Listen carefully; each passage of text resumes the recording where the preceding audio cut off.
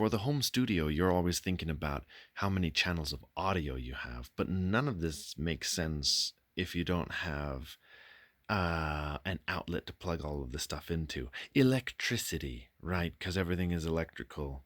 There's no acoustic instruments showing here.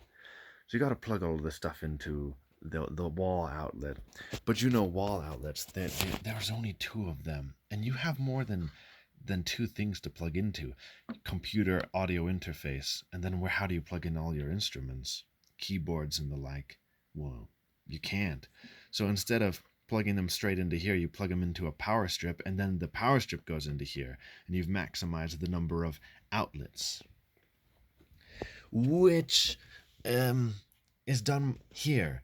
Now, remember, you got that computer and your audio interface, and I just happen to have one with a form factor that's rack mountable. So it's your standard 19 inches. This is 1 unit of space. You might as well invest another unit of space for your electricity. So here it is. There's 6 outlets on the front and 8 outlets on the back. So this audio interface will plug right into here. Now, in the audio world, not everything has an off and on switch, which is okay, but sometimes you don't want things to just be running perpetually.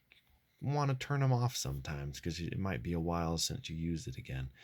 Things like guitar pedal effects, things like that don't have an off and on switch. So I also have one of these things.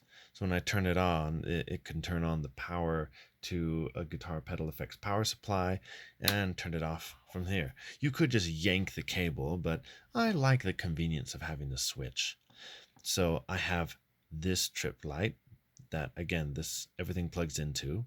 And then I have this thing here that a few certain things plug into here. Not big, heavy, power-hungry things, but just the little guitar-related stuff.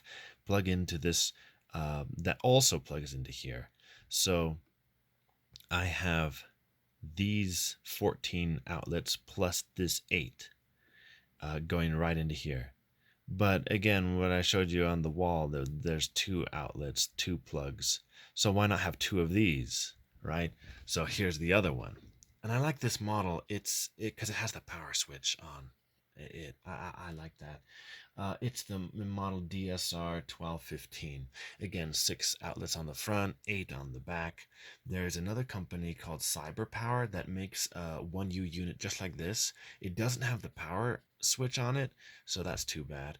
But it does have 2 more plugs. So instead of 14, you can have 16. And don't overload it. Don't flip a breaker or anything. I don't, because I never have everything on at once. And even if I did, I don't think it draws too much power. All of this stuff is pretty, I don't know how to measure it, how much power I draw. But I try to keep things off and economical and all that. But yeah, the quest is to not only limit myself to 1 wall outlet on the house, but also to try to eliminate electrical noise interference. Because I think if I plug this one into the outlet over there on one circuit of the house, and then plug this other half of the studio into another outlet on the wall, then I could create a ground loop. And I've done that before. There's all sorts of reasons for interference and bad noise and electrical whatnot. But so I just want to keep things clean, even though what you see here is quite a mess. Anyway, everything in the studio plugs into this unit and its duplicate, and that all goes big thick wires out from the back of these TrippLite units into that wall outlet that I showed you earlier. And that's how it's all plugged in.